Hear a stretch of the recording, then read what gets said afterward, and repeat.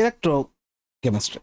നമ്മുടെ കെമിസ്ട്രിയുടെ 5ാമത്തെ ചാപ്റ്ററാണ് നമ്മൾ ഇന്ന് ഒറ്റ ഇരിപ്പിന് ഓടിച്ച് നോക്കാനായിട്ട് പോകുന്നത്. അപ്പോൾ ഓൾറെഡി നിങ്ങൾ ഈ ചാപ്റ്റർ നല്ല രീതിയിൽ പഠിച്ചിട്ടുണ്ടാകുമെന്ന് ഞാൻ വിശ്വസിക്കുന്നു. അപ്പോൾ നമുക്കൊന്ന് എക്സാമിന് മുന്നേ ആയിട്ടൊന്ന് എന്ത് ചെയ്യാം, ഒന്ന് റിവൈസ് ചെയ്യാം.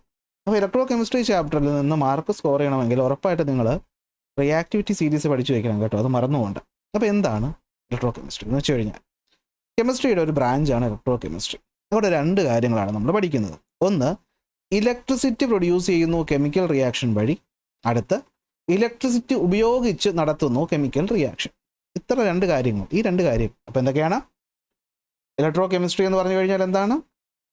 കെമിക്കൽ എനർജിയിൽ നിന്നും ഇലക്ട്രിക്കൽ എനർജി ഉൽപ്പാദിപ്പിക്കുന്നു. അടുത്ത, ഇലക്ട്രിക്കൽ എനർജി ഉപയോഗിച്ച് നമ്മൾ കെമിക്കൽ റിയാക്ഷൻസ് നടത്തുന്നു. ഈ 2 കാര്യങ്ങളും നടത്തുന്ന ആ ഒരു എക്സ്പെരിമെൻ്റൽ സെറ്റപ്പ് ഉണ്ടല്ലോ, അതിനെയാണ് ഇലക്ട്രോ കെമിക്കൽ സെൽ എന്ന് വിളിക്കുന്നത്. 2 ബീക്കറിലായിട്ട് നിങ്ങൾ എടുത്ത് വയ്ക്കുന്നതെല്ലാം എന്താണ്? ഇലക്ട്രോ കെമിക്കൽ സെല്ലാണ്. ഇതിനെ 2ആയിട്ട് തിരിക്കാൻ പറ്റും. ആദ്യം പറഞ്ഞത് എന്താണ്? ഇലക്ട്രിസിറ്റി ജനറേറ്റ് ചെയ്യുന്ന സെല്ലുകൾ, അതിനെ എന്ത് വിളിക്കും? ഗാൽവാനിക് സെൽ എന്ന് വിളിക്കും. അടുത്ത്, ഇലക്ട്രിസിറ്റി ഉപയോഗിക്കുന്ന സെല്ലുകൾ നമ്മൾ എന്ത് വിളിക്കും? ഇലക്ട്രോലിറ്റിക് സെല്ലുകൾ എന്നും വിളിക്കും. അപ്പോൾ ഇലക്ട്രോ കെമിക്കൽ സെല്ലുകൾ 2 തരം. ഇലക്ട്രിസിറ്റി ജനറേറ്റ് ചെയ്യുന്ന, അപ്പോൾ G4G അല്ലെ, പാർലേജിയുടെ G എന്താണ്? G4 ജനറേറ്റിംഗ് ഇലക്ട്രിസിറ്റി എന്ന് ഓർത്ത് വയ്ക്കുക. അപ്പോൾ ഗാൽവാനിക് സെല്ല് ഇലക്ട്രിസിറ്റി ജനറേറ്റ് ചെയ്യും. ഇലക്ട്രോലിറ്റിക് സെല്ലാണെങ്കിൽ ഇലക്ട്രിസിറ്റി ഉപയോഗിക്കും. ഇലക്ട്രോളിസിസ് എന്ന് നമ്മൾ കേൾക്കുന്നില്ലേ? അപ്പോൾ അത് നടക്കുന്നത് ഇലക്ട്രോലിറ്റിക് സെല്ലിലാണെന്ന് മനസ്സിലാക്കുക. അപ്പോൾ ഗാൽവാനിക് സെല്ലിൻ്റെ ഉദാഹരണമാണ് ഡാനിയൽ സെൽ. ഗാൽവാനിക് സെല്ലിൻ്റെ ഉദാഹരണമാണ് ഡാനിയൽ സെൽ. കാരണം നിങ്ങൾക്കറിയാം, ഒരു ഗാൽവാനിക് സെല്ലിനകത്ത് കെമിക്കൽ എനർജിയാണ് ഇലക്ട്രിക്കൽ എനർജി ആയിട്ട് മാറ്റുന്നത്. അപ്പോൾ ഈ കെമിക്കൽ നമുക്ക് എടുക്കണ്ടേ? ഈ കെമിക്കലിനാണ് നമ്മൾ എന്തിനെടുക്കുന്നത്? 2 പാത്രങ്ങളിലായി, 2 ബീക്കറുകളിലായാണ് നമ്മൾ എന്തിനെടുക്കുന്നത്? കെമിക്കലിനെ എടുക്കുന്നത്. എന്തിനെടുക്കുന്നത്? കെമിക്കലിനെ എടുക്കുന്നത്. അതാ കണ്ടില്ലേ, 2 ബീക്കറുകൾ. ഈ 2 ബീക്കറിൽ 2 കെമിക്കൽ നമ്മൾ എടുക്കും. ഡാനിയൽ സെൽ എന്ന് പറയുന്ന ഗാൽവാനിക് സെല്ലിൻ്റെ ഉദാഹരണം നമ്മൾ പഠിക്കുമ്പോൾ അവിടെ നമ്മൾ എടുക്കുന്ന ഒരു കെമിക്കലാണ് സിങ്ക് സൾഫേറ്റ്, ZnSO4. മറ്റൊരു കെമിക്കലാണ് കോപ്പർ സൾഫേറ്റ്, CuSO4. ഇപ്പം ഞാനിവിടെ സിങ്ക് സൾഫേറ്റ് എന്ന് പറയുമ്പോഴെങ്കിലും ഇവിടെ Zn2+ SO4 2- 1 പറയുന്നത്. ഇവിടെ Cu2+ SO4 2- 1 എഴുതിയിരിക്കുന്നത്. എന്തുകൊണ്ട്? ഇതിനെ നമ്മൾ വെള്ളത്തിൽ അലിയിക്കുമ്പോൾ, അല്ലെങ്കിൽ ഇതിനെ നമ്മൾ ലിക്വിഡ് സ്റ്റേറ്റിലോട്ട് ആക്കുമ്പോൾ, അങ്ങനെ പഠിക്കുന്നത് നല്ലത്. ലിക്വിഡ് സ്റ്റേറ്റിലോട്ട് ആക്കുമ്പോൾ അതെന്തായിട്ട് മാറി? ഡിസോസിയേറ്റ് ചെയ്ത് സിങ്ക് Zn2+ ആയിട്ടും സൾഫർ SO4 2- ആയിട്ടും ആയിരിക്കും ഇങ്ങനെ വേർതിരിഞ്ഞ് നിൽക്കുന്നത്. അപ്പോൾ പുറത്തുനിന്ന് നോക്കുമ്പോൾ ഇവർ തമ്മിൽ വളരെ ഐക്യത്തിലാണെങ്കിലും ഉള്ളിൻ്റെ ഉള്ളിൽ ഈ പറയുന്ന സിങ്ക് 2+ കൊണ്ടും സൾഫർ 2- കൊണ്ടും കോപ്പർ 2+ കൊണ്ടും സൾഫർ 2- കൊണ്ടാണ് ഇരിക്കുന്നത്. അപ്പോൾ ഡാനിയൽ സെല്ലിൻ്റെ ഒരു വശത്ത് നമ്മൾ സിങ്ക് സൾഫേറ്റ് എടുക്കുമ്പോൾ അവിടെ കറണ്ട് കണക്ഷൻ കൊടുക്കാനായി വയ്ക്കുന്ന മെറ്റലാണ് സിങ്ക് എന്ന് പറയുന്ന മെറ്റൽ. തൊട്ടപ്പുറത്ത് കോപ്പർ സൾഫേറ്റിൽ മുക്കി വയ്ക്കുന്നത് കോപ്പറാണ്. കാരണം മറ്റേതെങ്കിലും മെറ്റലിൽ മുക്കി വെച്ചാൽ ഇവർക്കിടയിൽ റിയാക്ഷൻ നടക്കും. അത് പാടില്ലല്ലോ, നമുക്ക് പുറത്ത് നല്ല റിയാക്ഷൻ വേണ്ടത്. ഓക്കെ, അപ്പോൾ 2 കെമിക്കലുകൾ ഒരു ബീക്കറിൽ സിങ്ക് സൾഫേറ്റ് സിങ്ക് റോഡിൽ മുക്കി വെച്ചേക്കുന്നു, തിരിച്ചല്ലേ? സിങ്ക് റോഡ് സിങ്ക് സൾഫേറ്റിൽ മുക്കി വെച്ചേക്കുന്നു, മറ്റൊന്ന് കോപ്പർ റോഡ് കോപ്പർ സൾഫേറ്റിൽ മുക്കി വെച്ചേക്കുന്നു. സിങ്കും കോപ്പറും മെറ്റലിൽ വരുന്നതാണ്, കണ്ടക്ടേഴ്സാണ്. അപ്പോൾ ഇവരെ നമ്മൾ ഒരു വയർ ഉപയോഗിച്ച് കണക്ട് ചെയ്തിരിക്കുന്നു. എന്നിട്ട് നമ്മൾ ഈ നടുക്കായിട്ട് കണക്ട് ചെയ്തിരിക്കുന്ന ഇവൻ്റെ പേരാണ് സാൾട്ട് ബ്രിഡ്ജ്. അയോണുകളുടെ കോൺസെൻട്രേഷൻ മെയിൻറ്റെയിൻ ചെയ്യാൻ വേണ്ടിയിട്ടാണ് നമ്മൾ സോൾട്ട് ബ്രിഡ്ജ് ഉപയോഗിക്കുന്നത്. അമോണിയം ക്ലോറൈഡ്, പൊട്ടാസ്യം നൈട്രേറ്റ് ആണ് നമ്മൾ, അല്ലെങ്കിൽ പൊട്ടാസ്യം ക്ലോറൈഡ് ആണ് നമ്മൾ എന്ത് ചെയ്യുന്നത്? സോൾട്ട് ബ്രിഡ്ജിന് വേണ്ടിയിട്ട് ഉപയോഗിക്കുന്നത്. ഇത്രയേ ഉള്ളൂ സംഭവം. എന്ത് പറ്റും? സിങ്ക് എന്ന് പറഞ്ഞാൽ നിങ്ങൾക്കറിയാം, അറ്റോമിക് നമ്പർ എന്ന് പറയുന്നത് 30 അവസാനത്തെ ഇലക്ട്രോണിക് കോൺഫിഗറേഷനിൽ 3d10 പിന്നെ വരുന്നത് 4s2 ആണെന്ന് നിങ്ങൾക്കറിയാം. നിങ്ങൾക്ക് തന്നെ അറിയാവുന്ന മറ്റൊരു കാര്യമാണ്, എസിനേക്കാളും സ്റ്റേബിളാണ് D. അപ്പോൾ സിങ്കിന് എന്ത് ഇഷ്ടമല്ല? 4sലുള്ള 2 ഇലക്ട്രോൺ ഇഷ്ടമല്ല. സോ സിങ്ക് എന്ത് ചെയ്യും? ആ ഇലക്ട്രോൺ അങ്ങോട്ട് കളയും. അതായത് ഈ പറയുന്ന സിങ്ക് എന്ന് പറയുന്ന മെറ്റൽ 2 ഇലക്ട്രോണിനെ കളയുമ്പോൾ 2 ചാർജ് പ്ലസ് കിട്ടുമല്ലോ, Zn2++ 2 ഇലക്ട്രോൺ ആയിട്ട് മാറും. എന്നിട്ട് എന്ത് പറ്റും? സോളിഡ് ആയിരിക്കുന്ന സിങ്ക് അല്ലേ? ആണ്. അത് Zn2+ ആയിട്ടിരിക്കുമ്പോൾ അവിടെ തന്നെ ഇരിക്കാൻ പറ്റുമോ? ഇല്ല. അവനെ ഇറക്കി വിടും. എങ്ങോട്ട് ഇറക്കി വിടും? സൊല്യൂഷനിലോട്ട് ഇറക്കി വിടും. അതുകൊണ്ടാണ് നമ്മളിവിടെ അക്വസ് AQ എന്ന് എഴുതുന്നത്. പിന്നെ കിട്ടുന്നതാണ് 2 ഇലക്ട്രോൺ. ആ ഇലക്ട്രോൺ ഇവിടെ ഇരുന്നോട്ടെ, പറ്റുമോ? ഇല്ല. ഇലക്ട്രോൺ എന്ത് ചെയ്യും? അവിടുന്ന് സഞ്ചരിച്ച് ഇതുവഴി പോകും, ഇതുവഴി പോകും. അപ്പം നിൽക്കുന്ന ഒരു ബൾബിനകത്ത് കുറേ റെസിസ്റ്റൻസിനെ ഓവർകം ചെയ്യാൻ വർക്ക് ചെയ്യും. ആ വർക്കിൻ്റെ ഭാഗമായിട്ട് ഇവിടെ എന്ത് ഉൽപ്പാദിപ്പിക്കും? ലൈറ്റ് ഉൽപ്പാദിപ്പിക്കും. എന്നിട്ട് എന്ത് ചെയ്യും? നേരെ കോപ്പറിനടുത്ത് എത്തും. കോപ്പർ പറയും, തൽക്കാലം എനിക്കിവിടെ ഇലക്ട്രോണിൻ്റെ ആവശ്യമൊന്നുമില്ല, വേണേ നീ തൊട്ട് താഴെ കിടക്കുന്ന ആ Cu2+ അടുത്ത് ചോദിച്ചോ. അവൻ എന്താണ്? 2 ഇലക്ട്രോൺ വാങ്ങാൻ കാത്തിരിക്കുകയാണ്. അപ്പോൾ ഈ പറയുന്ന ഇലക്ട്രോൺ എന്ത് ചെയ്യും? നേരെ നമ്മുടെ കോപ്പറിലൂടെ സഞ്ചരിച്ച് സൊല്യൂഷനിൽ എത്തുമ്പോൾ ദേ കിടക്കുന്നടാ Cu2+. അപ്പോൾ പറയും Cu2+ൻ്റെ അടുത്ത് പറയും ദേ 2 ഇലക്ട്രോൺ വന്നിട്ടുണ്ട്. Cu2+ പറയും ഇന്നങ്ങ് തന്നേക്ക്. എന്നിട്ട് എന്ത് പറ്റും? ഈ Cu2+ സൊല്യൂഷനിൽ കിടക്കുന്ന Cu2+ എന്ന് കാണിക്കാൻ നമ്മളോട് അക്വസ് AQ എന്ന് എഴുതും. അത് ഈ പറയുന്ന 2 ഇലക്ട്രോൺ വാങ്ങുന്നു. എന്നിട്ട് എന്തായിട്ട് മാറുന്നു? സോളിഡായ കോപ്പറായിട്ട് മാറുന്നു. അതുകൊണ്ടാണ് നമ്മളിവിടെ എസ് എന്ന് എടുക്കുന്നത്. അപ്പോൾ സിങ്ക് ഇലക്ട്രോൺ നഷ്ടപ്പെടുത്തി കോപ്പർ Cu2+ ഇലക്ട്രോൺ അക്സെപ്റ്റ് ചെയ്തു. അപ്പോൾ കോപ്പറിന് ഇവിടെ എന്ത് സംഭവിച്ചു? നമുക്കറിയാം, ഇലക്ട്രോണെ സ്വീകരിച്ചാൽ നമ്മളതിനെ എന്താ വിളിക്കുന്നത്? ഒരു കുറച്ചിലായിട്ടാണ് വിളിക്കുന്നത്. നമ്മളതിന് റിഡക്ഷൻ എന്ന് വിളിക്കും. എന്നാൽ ഇലക്ട്രോണെ കളഞ്ഞു കഴിഞ്ഞാൽ അതെന്തോ കഴിവായിട്ട് വിളിക്കും. നമ്മളതിന് എന്ത് വിളിക്കും? ഓക്സിഡേഷൻ എന്ന് വിളിക്കും. അപ്പോൾ ഇടതുവശത്ത് ഓക്സിഡേഷൻ നടന്നു, വലതുവശത്ത് റിഡക്ഷനും നടന്നു. സിങ്ക് ഓക്സിഡൈസ്ഡ് ആയി കോപ്പർ Cu2+ എന്തായിട്ട് മാറി? റെഡ്യൂസ് ആയിട്ട് മാറി. അപ്പോൾ നമ്മൾ നോക്കിയപ്പോഴത്തേക്കും ഓക്സിഡേഷൻ നടക്കുന്ന ഈ പറയുന്ന സ്ഥലത്ത് നമ്മൾ നെഗറ്റീവ് ഇലക്ട്രോൺ ഇവിടെ നിന്നല്ലേ വന്നത്, ഇലക്ട്രോൺ നെഗറ്റീവ് ചാർജുകാരനല്ലേ, അതുകൊണ്ട് നമ്മൾ ഇതിനെ നെഗറ്റീവ് ടെർമിനൽ എന്ന് വിളിച്ചു. ഇവിടെ ആണെങ്കിലോ എന്ത് പറ്റി? കോപ്പർ ഈ പറയുന്ന ഇലക്ട്രോണെ നഷ്ടപ്പെടുത്തിയിട്ടല്ലേ Cu2+ ആയിട്ട് മാറിയത്. ഇലക്ട്രോൺ അക്സെപ്റ്റ് ചെയ്തിട്ടല്ലേ Cu2+ ആയിട്ട് മാറിയത്. അപ്പോൾ ഇലക്ട്രോൺ എന്ന് പറയുന്ന ആ 2 ചാർജ് ഇവിടെ ഇല്ലാതാവുകയല്ലേ ചെയ്തത്. അതുകൊണ്ട് നമ്മൾ ഇവിടെ പ്ലസ് ആയിട്ട് വിളിച്ചു. അപ്പോൾ നമുക്ക് എങ്ങനെ മനസ്സിലാക്കാൻ പറ്റും? ഒരു ഡാനിയൽ സെല്ലിനെ സംബന്ധിച്ചിടത്തോളം ലെഫ്റ്റ് ഹാൻഡ് സൈഡിൽ നടന്നത് ഓക്സിഡേഷൻ, അതിനെ ആനോഡ് എന്ന് വിളിച്ചു. അല്ലെങ്കിൽ അതാണെന്ത്? Negative terminal of the cell. ലോൺ എന്ന വാക്ക് വെച്ചത് ഓർത്ത് വയ്ക്കും. അപ്പോൾ ഒന്നും കൂടെ പറഞ്ഞു തരികയാണ്. ഇലക്ട്രിസിറ്റി ജനറേറ്റ് ചെയ്യുന്ന സെല്ല് ഗാൽവാനിക് സെല്ല്. ഗാൽവാനിക് സെല്ലിൻ്റെ ഉദാഹരണം ഡാനിയൽ സെല്ല്.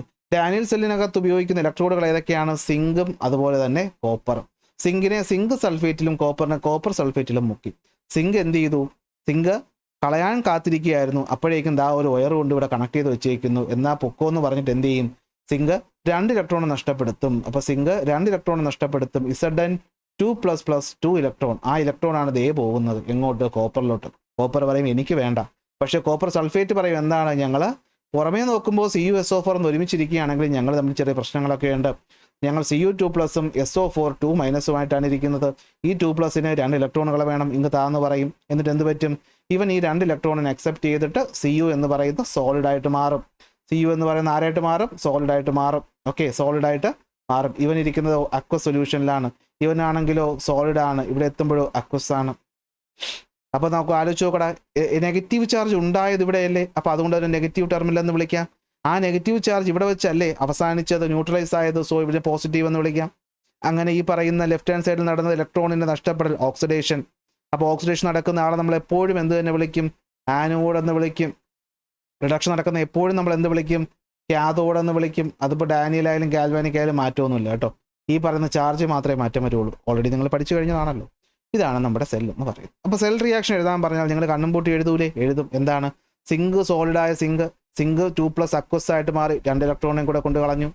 കോപ്പർ എന്ന് പറയുന്ന Cu2+ സൊല്യൂഷനിൽ കിടക്കുന്ന ആളാണ്. സോ അക്വസോടെ എഴുതണം, മറക്കരുത്. മറന്നു കഴിഞ്ഞാൽ ചിലപ്പോൾ മാർക്ക് പോകും. അവൻ 2 ഇലക്ട്രോൺ അക്സെപ്റ്റ് ചെയ്ത് എന്തായിട്ട് മാറി? കോപ്പറായ സോളിഡായിട്ട് മാറി. അപ്പോൾ 2നെയും കൂടി ഒരുമിച്ച് എഴുതാൻ പറഞ്ഞാൽ നിങ്ങൾ എന്ത് ചെയ്യും? നിങ്ങളൊരു വര അങ്ങോട്ട് കൊടുക്കും.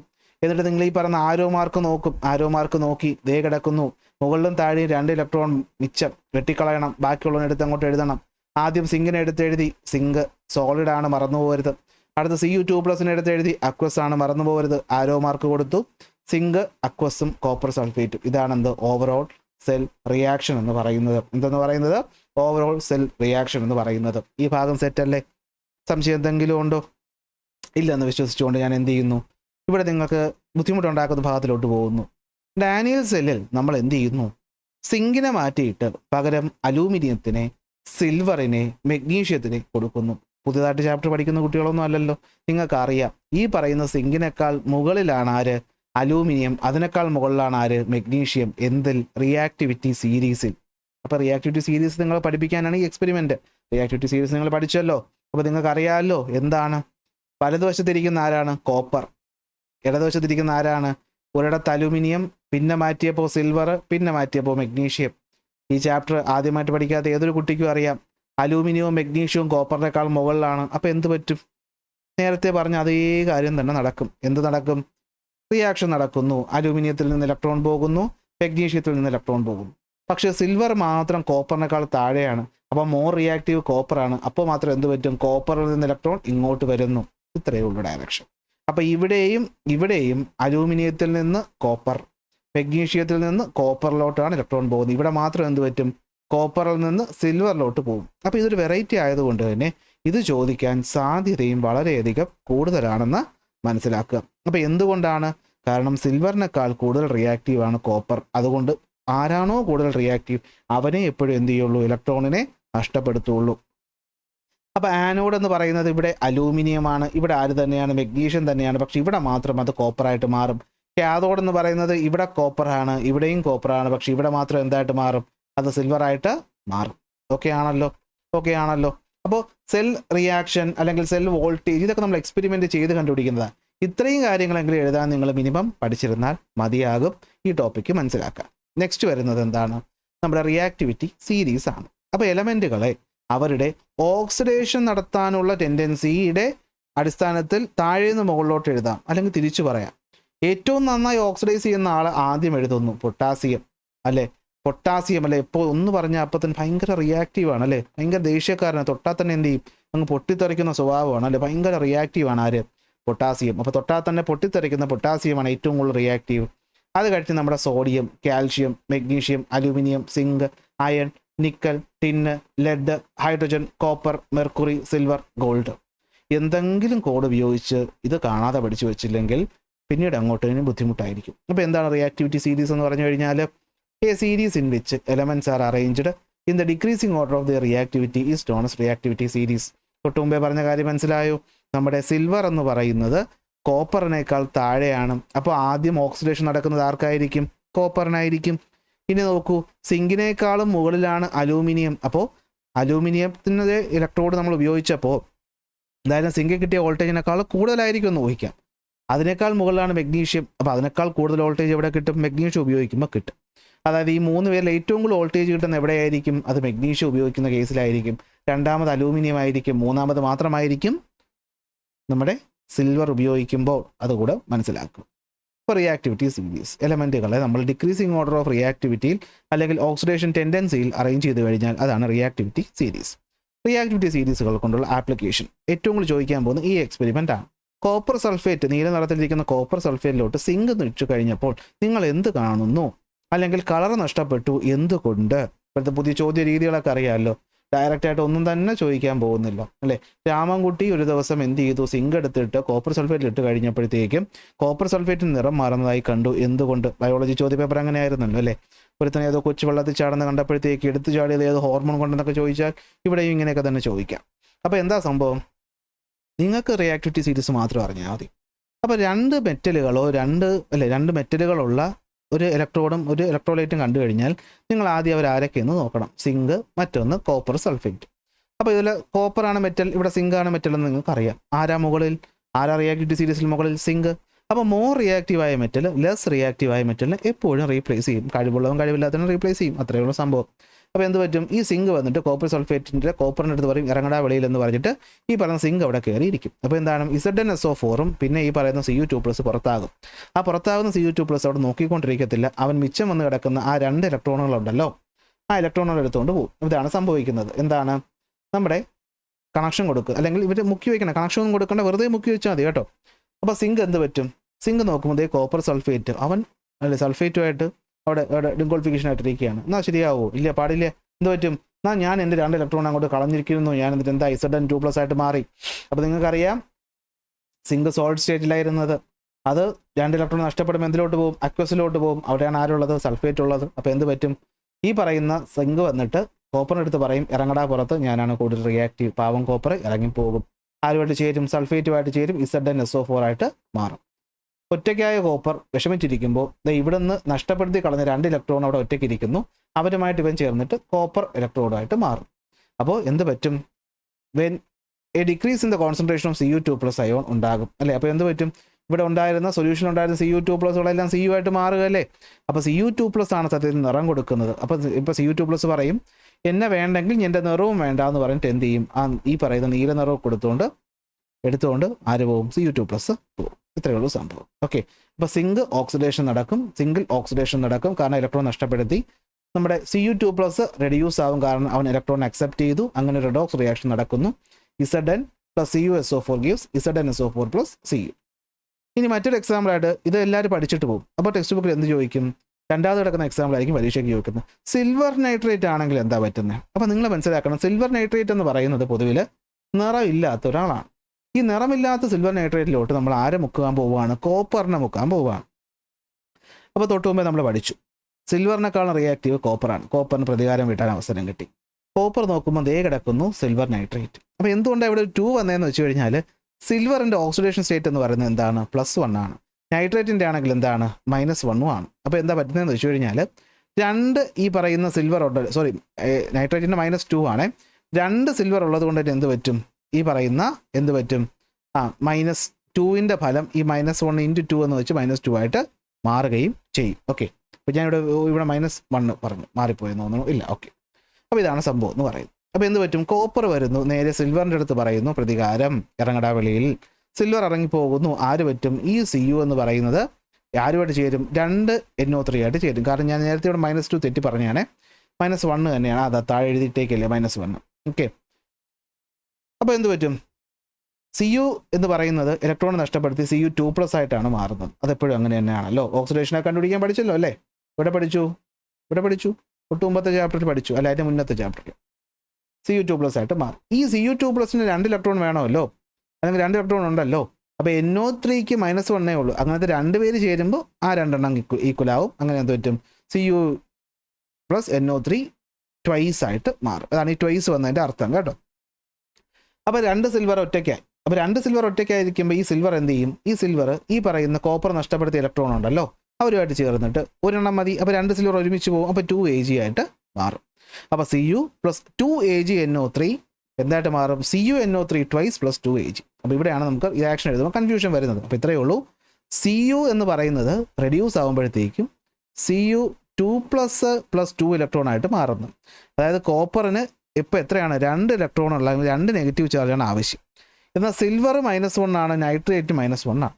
2 എണ്ണം ഉള്ളത് കൊണ്ട് എന്ത് പറ്റുമെന്ന് വെച്ച് കഴിഞ്ഞാൽ 2 സിൽവർ ഇവിടുന്ന് ഇറങ്ങിപ്പോവും. 2 സിൽവർ ഇറങ്ങിപ്പോവും. ഈ പറയുന്ന 2 സിൽവറിന് പോയ സ്ഥലത്ത് നൈട്രജൻ്റെ 2 ചാർജുകളാണ് മിസ്സിങ്. ആ 2 ചാർജാണ് ഇവൻ. അപ്പോൾ ഇവൻ പോയിട്ട് എന്ത് ചെയ്യും? 2 നൈട്രേറ്റുകൾ ഒരുമിച്ച് ഇങ്ങെടുക്കും. അപ്പോൾ നൈട്രേറ്റ് ട്വൈസ് ആയിട്ട് മാറി. സിൽവർ 2 എണ്ണം പോയല്ലോ, അവൻ ഈ പറയുന്ന 2 ഇലക്ട്രോണിൽ ഓരോന്ന് വെച്ച് എടുത്തിട്ട് 2 സിൽവർ ആയിട്ട് മാറും. ഓക്കെ, അങ്ങനെ റിയാക്ഷൻ നടക്കും. ഇവിടെയും കോപ്പറിന് എന്ത് സംഭവിച്ചു? ഓക്സിഡേഷൻ. സിൽവറിന് എന്ത് സംഭവിച്ചു? റിഡക്ഷനും സംഭവിച്ചു. അപ്പോൾ നമുക്ക് കൺക്ലൂഡ് ചെയ്യാമല്ലോ. ഒരു ലെസ് റിയാക്റ്റീവ് മോർ റിയാക്റ്റീവ് ആയിട്ടുള്ള ആൾക്കാരെ നമ്മളൊരു സോൾട്ട് സൊല്യൂഷനിൽ എടുത്തു കഴിഞ്ഞാൽ മോർ റിയാക്റ്റീവ് ആയ ആൾ ലെസ് റിയാക്റ്റീവ് ആയ ആളെ റീപ്ലേസ് ചെയ്യും. ഈ എക്സാമ്പിൾ തന്നെയായിരിക്കും പരീക്ഷയ്ക്ക് ചോദിക്കാനായിട്ട് നിങ്ങളുടെ പോകുന്നത്. അപ്പോൾ എക്സാമ്പിൾ നോക്കി പഠിച്ച് വെച്ചിട്ട് പോയാൽ മതി, മിനിമം ടെക്സ്റ്റ് ബുക്കിലുള്ളതെങ്കിലും. ഇനി ഓക്സിഡൈസിങ് റെഡ്യൂസിങ് ഏജൻറ്റ് കണ്ടുപിടിക്കാൻ ഇതിവിടെ ഒന്നും വേണ്ട നിങ്ങൾക്ക് പഠിക്കാനായിട്ട്. നമ്മൾ ഓൾറെഡി പഠിച്ചു കഴിഞ്ഞു അല്ലേ? എലമെൻറ്റുകളിൽ മോർ റിയാക്റ്റീവ് ആയ ആൾ, എലമെൻറ്റുകളിൽ മോർ റിയാക്റ്റീവ് ആയ ആളായിരിക്കും എപ്പോഴും റീപ്ലേസ് ചെയ്യുന്നത്. അപ്പോൾ റീപ്ലേസ് ചെയ്യാന്ന് വെച്ചാൽ അവിടെ നടക്കുന്നത് എന്താണ്? അവിടെ നടക്കുന്നതാണ് ഓക്സിഡേഷൻ അല്ലേ? കോപ്പറിന് തൊട്ട് മുമ്പ് ഓക്സിഡേഷൻ സംഭവിച്ചില്ലേ? അതിനു മുമ്പ് സിങ്കിന് ഓക്സിഡേഷൻ സംഭവിച്ചില്ലേ? അവർ രണ്ടുപേരും മോർ റിയാക്റ്റീവ് ആയിരുന്നില്ലേ ഈ പറഞ്ഞ സോൾട്ട് സൊല്യൂഷൻ കിടക്കുന്ന ആളെക്കാളും? അപ്പോൾ ലെസ് റിയാക്റ്റീവ് ആയിട്ടുള്ള ആൾക്ക് എന്താ സംഭവിച്ചത്? അവിടെ സംഭവിച്ചത് എന്താണ്? റിഡക്ഷനാണ്. അവിടെ സംഭവിച്ചത് എന്താണ്? റിഡക്ഷനാണ്. അപ്പോൾ നിങ്ങളെന്ന് പറഞ്ഞേ, നമുക്കറിയാം ഓക്സിഡേഷൻ നടക്കുന്നത് ആർക്കാണ്? അത് റെഡ്യൂസിങ് ഏജൻറ്റിനാണ് ഓക്സിഡേഷൻ നടക്കുന്നത്. റിഡക്ഷൻ നടക്കുന്നത് ആരാണ്? അത് ഓക്സിഡൈസിങ് ഏജൻറ്റിന്. ഇതൊക്കെ ഇത്രയെങ്കിലും മിനിമം നമ്മൾ ക്ലാസ്സിൽ പഠിച്ചത് ഓർമ്മ ഉണ്ടാവൂലേ? അപ്പോൾ ഇത്രയേ ഉള്ളൂ. നമുക്ക് ഇതുപോലെ ഒരാളെ തന്നിട്ട് ഇവിടെ ഓക്സിഡൈസിങ് ഏജൻ്റ് ആര്, റെഡ്യൂസിങ് ഏജൻ്റ് ആരെന്നൊക്കെ ചോദിച്ചാൽ നിങ്ങൾ മനസ്സിലാക്കണം മോർ റിയാക്റ്റീവ് മെഗ്നീഷ്യം. അപ്പോൾ അവൻ തന്നെയായിരിക്കും അവിടുത്തെ എന്തെന്ന് പറയുന്നത് ഓക്സിഡേഷൻ സംഭവിച്ചത്. അങ്ങനെ ഓക്സിഡേഷൻ സംഭവിച്ചെങ്കിൽ അവനായിരിക്കും അവിടുത്തെ റെഡ്യൂസിങ് ഏജൻറ്റ്. ഇവിടെ മെഗ്നീഷ്യമാണ് റെഡ്യൂസിങ് ഏജൻറ്റ്. CuSO4-നകത്ത് Cu2+-നാണ് എന്ത് സംഭവിച്ചത്? റിഡക്ഷൻ സംഭവിച്ചത്. അങ്ങനെയാണെങ്കിൽ അവൻ തന്നെയായിരിക്കും അവിടുത്തെ ആരെന്ന് പറയുന്നത് ഓക്സിഡൈസിങ് ഏജൻറ്റ് എന്ന് പറയുന്നത്. അപ്പോൾ മോർ റിയാക്റ്റീവായ മെറ്റൽ എപ്പോഴും ഓക്സിഡൈസ് ആകും, ലെസ് റിയാക്റ്റീവായ ആൾ റെഡ്യൂസ് ആവുകയും ചെയ്യും. ഇനി ഓക്സിഡേഷൻ നടക്കുന്ന ആളെ നമ്മൾ വിളിക്കുന്ന പേരാണ് റെഡ്യൂസിങ് ഏജൻറ്റ്, റിഡക്ഷൻ നടന്ന ആളെ വിളിക്കുന്ന പേരാണ് ഓക്സിഡൈസിങ് ഏജൻറ്റ് എന്ന് പറയുന്നത്. നമ്മൾ എക്സ്പ്ലെയിൻ ചെയ്യുമ്പോൾ എങ്ങനെ പറയും? Substance that cause oxidation. പക്ഷെ അവൻ സത്യത്തിൽ എന്താ സംഭവിച്ചത്? Reduction. Substance that cause reduction, അവനെന്ത് സംഭവിച്ചു? ഓക്സിഡേഷൻ ഒന്നും പറ്റും. അപ്പോൾ ഇവിടെ ആരാണ്? Cu2+-ന് റിഡക്ഷൻ സംഭവിച്ചു, അത് ഓക്സിഡൈസിങ് ഏജൻറ്റ്. Mgക്ക് ഓക്സിഡേഷൻ സംഭവിച്ചു, അതായത് അവിടുത്തെ റെഡ്യൂസിങ് ഏജൻറ്റ് എന്ന് പറയുന്നത്. ഓക്കെ അല്ലേ? സെറ്റ് അല്ലേ? സോ ഇനി redox reaction, oxidising agent reduce ആകും, റെഡ്യൂസിങ് ഏജൻറ്റ് ഓക്സിഡൈസും ആകും. ഓക്കെ, ഇവിടുത്തെ എക്സാമ്പിൾ നോക്കിയേ. 2AgNO3 + Cu. ഒരു കാര്യമില്ല. എന്താ സംഭവം? തിരിച്ചെഴുതി തന്നേ ഉള്ളൂ. നേരത്തെ ആദ്യം എഴുതിയ CUവിനെ ഇപ്പോൾ രണ്ടാമത് തന്നു. ഇനി എത്ര മാറ്റി വന്നാലും നമുക്കറിയാം ഒരു മാറ്റവും ഇല്ല. -1 ഈ CU എന്തായിട്ട് മാറും? CU 2++2 ഇലക്ട്രോൺ ആയിട്ട് മാറും. ആ CU വന്നിട്ട് ഇവിടുത്തെ 2 സിൽവറിന് എടുത്ത് മാറ്റും. ആ 2 സിൽവർ എന്ത് പറ്റും? 2 ഇലക്ട്രോൺ അക്സെപ്റ്റ് ചെയ്ത് 2 Ag ആയിട്ട് മാറി. NO3 ഒരാൾ പോരാ, 2 പേര് വേണം. അവർ ഈ പറയുന്ന CU 2+ഉമായിട്ട് ചേർന്നു CU NO3 ട്വൈസ് ആയിട്ട് മാറി. അപ്പോൾ അടുത്ത ഓക്സിഡൈസിങ് ഏജന്റ് ആര്, റെഡ്യൂസിങ് ഏജന്റ് ആര്? നമുക്ക് പറയാൻ പറ്റത്തില്ലേ? പറ്റും. ആർക്കാ ഓക്സിഡേഷൻ സംഭവിച്ചത്? കോപ്പർ. അപ്പോൾ റെഡ്യൂസിങ് ഏജന്റ് ആരാ? കോപ്പർ. ആർക്കാ റിഡക്ഷൻ സംഭവിച്ചത്? ഈ പറയുന്ന Ag2+ന്. അപ്പോൾ അവനായിരിക്കും എന്തെന്ന് പറയുന്നത്? Oxidising agent. സെറ്റ് അല്ലേ? കിട്ടിയില്ലേ? So more reactive metal act as the reducing agent, less reactive act as the oxidising agent. കേട്ടോ, ഓക്സിഡൈസിങ് ഏജന്റ് ആയത് സിൽവർ, റെഡ്യൂസിങ് ഏജന്റ് ആയിട്ട് മാറിയത് കോപ്പർ. മൂന്നാമത്തെ യൂസ്, ഇതും റിയാക്ടിവിറ്റി സീരീസ് അറിയാമെങ്കിൽ എഴുതാൻ പറ്റുമോ? To identify the displacement of the hydrogen from the acid. ഒരു ആസിഡിൽ നിന്ന് ആരെയാണ് ഹൈഡ്രോജൻ, അല്ലെങ്കിൽ ഒരു ആസിഡ് എന്ന് പറയുമ്പോൾ അതിനകത്ത് കോമൺ ആയിട്ട് കാണുന്ന ഒരാളാണല്ലോ ഹൈഡ്രോജൻ. അപ്പോൾ ഒരു ആസിഡിൽ നിന്ന് ഹൈഡ്രോജൻ ആര് റീപ്ലേസ് ചെയ്യും? വളരെ സിമ്പിൾ. ഹൈഡ്രോജനേക്കാളും ഈ പറയുന്ന റിയാക്ടിവിറ്റി കൂടിയ ആളാരാണോ അവർ ഡിസ്പ്ലേസ് ചെയ്യും. നോക്കുക, റിയാക്ടിവിറ്റി സീരീസ് നോക്കുമ്പോൾ ഹൈഡ്രോജനേക്കാളും ഭയങ്കര മുകളിലാണ് മെഗ്നീഷ്യം. അപ്പോൾ അവിടെ നിന്ന് കണ്ട് ഒരുപാട് ഹൈഡ്രോജനെ റീപ്ലേസ് ചെയ്തു.